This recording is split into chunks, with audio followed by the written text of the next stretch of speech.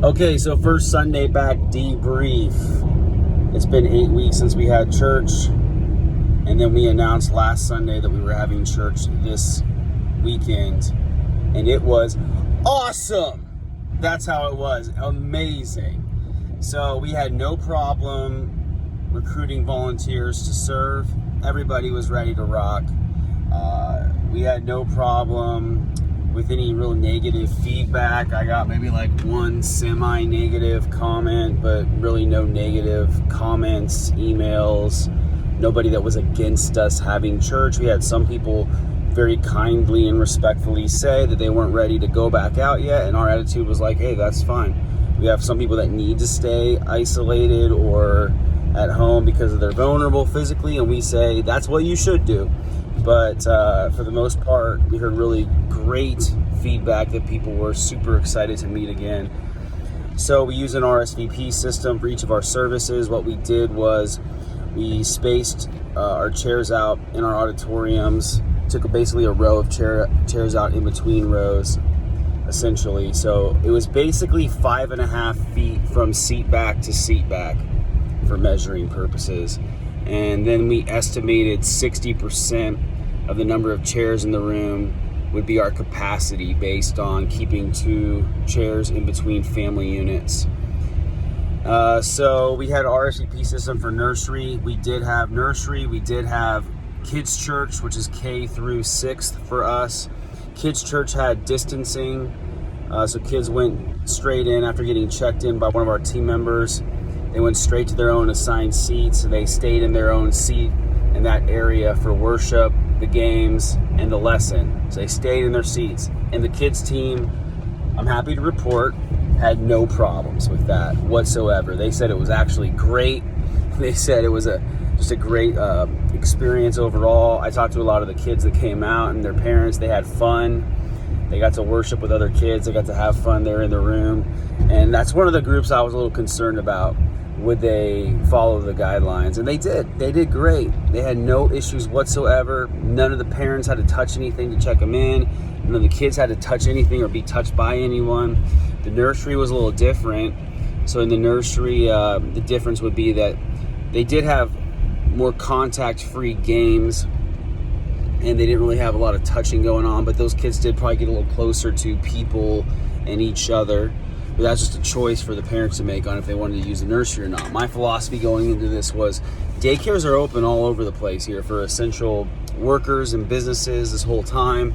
So if daycares are open, why couldn't we offer nursery? If a parent doesn't want to put their kid in the nursery, they don't have to. And that's totally fine. So we still offered online kids church for anybody who was joining us on our online campus. But for me and Amy, today was our first Sunday checking little baby Lila, who's 4 months old, into the nursery. And we had no issues or concerns about that. In the auditorium, generally speaking, okay, so big picture, we had certain volunteers that we required to wear masks. Anybody in a high traffic area, so like our ushers, welcome team members who were standing right by the doors, holding the doors open for people, so you had to walk past them, they were wearing masks. The kids check-in team was wearing masks. Production team that was in the room and visible had to wear masks. So really just key people that were crossing traffic with a lot of people. The bathroom attendants were wearing masks and gloves and cleaning the bathrooms after every single person that used them, and they were limiting the capacity of the bathrooms. So I would say that besides our volunteers, people coming into the church, probably 10% at most were wearing masks themselves. And I'll just say this for my pastor friends. I think requiring everyone to wear a mask would have been detrimental to our success today. I know some states have to require that, and if you have to, you have to. If I had to require it, I would have just planned on a lot less people showing up, because I think a lot of the people who did come this weekend are the same type of people that would not have wanted to, they wouldn't have wanted to wear a mask. So we used RSVPs. We had 110% of those who RSVP'd actually showed up. About 62% of what our attendance probably would have been without the coronavirus, based on trends and historical data, showed up today. About 62% of our regular attendance today showed up. 110% of the RSVPs showed up. That's not what we were expecting based on what other churches talked about. We thought less than 100% of the RSVPs would show up. I was guessing it'd be 80 to 90% for us, just based on our church and the culture. But it was 110%, which I'm not that shocked. But I'm pleasantly surprised. So how was the service? It was awesome. It was awesome. We have a great worship culture, and the worship was incredible. It was powerful. People were super engaged. The room was spacious but not awkwardly empty. Four of our main services in Mesa, 3 of them were really well attended. One was a little low but not awkwardly low. The response to the preaching was great. The response to worship was great. People were dismissed at the end by sections. I think everybody was really happy to be there. I heard a lot of comments like, I was crying the whole time. I was crying as soon as I parked in the parking lot. I was so moved during church. I was moved during worship. So it was great. I also think there were people who were at home today who ended up coming to the later services because they could tell from earlier in the day that we were being responsible and safe and doing a good job of following the guidelines that we said we would follow. And so I think all of our team members, our volunteers, and our staff did a good job of teaching what we were going to do, explaining it, the why behind it. And we're going to keep the same safety precautions next week. So the people that came today, we built up trust that we're going to do this thing safe. We want the people that came today to tell their friends, no, it's okay. It's spacious. You don't have to touch anything. It's sanitized. You can trust these people. We want them to come back. We want them to bring friends back. So overall, it was a great experience. And I heard a lot of experts say that nobody's going to want to worship in that environment. Nobody wants to be spaced out in a room like that. Or here's the thing. It's great. If you have a good church, you're going to have a great time with these simple safety guidelines in place. I don't think that it's unreasonable to say my church was safer than Walmart is. That's what I was going for today. It's safer than Walmart. No offense to Walmart. Love y'all.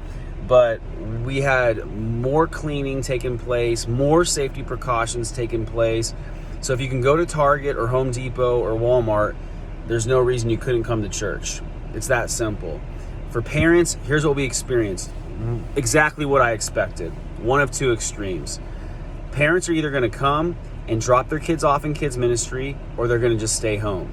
There were practically 0 children that got brought into the auditorium. I'll say that again. Basically, no kids were brought into the auditorium. Parents either stayed home with their kids, or they brought them to church and checked them into nursery or kids church, which is exactly what I expected would happen. That's what happened.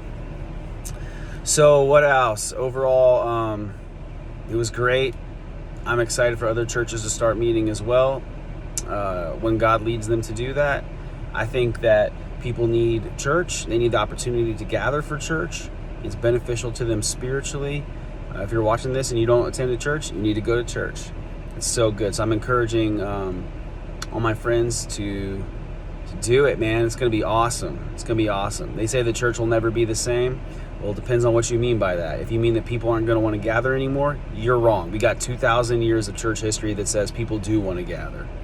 If you mean that we'll never take it for granted again, then you're right. Is there risk to gathering? Yeah, but there's always been risk. That's why we have an armed security team at all of our campuses, and a lot of other churches do too, because there's risk every time we gather. And we want to be responsible to mitigate the risk, but we're not going to stop gathering every time that there's risk. Otherwise, we'd never be able to have church. So, I'm praising God for the great things that happened today. It was better than what I would have hoped for, better than what I expected. And God really moved. People accepted Jesus today. A lot of great things happened. I'm really proud of our team, really proud of our church. They showed up big. It was a great experience. I'm excited to see even more of our church back in the coming weeks. I'm excited for other churches and just how God is increasing the footprint of the church of Jesus Christ. More people are getting reached during this time than ever before. We had someone watching from New Zealand today. We had people accepting Jesus all over the country, and just, it's so great. I'm excited. I love the church. I love pastors. I love being a part of what God's doing in Arizona and around the world. So God bless you. Celebrating with everybody. Great day.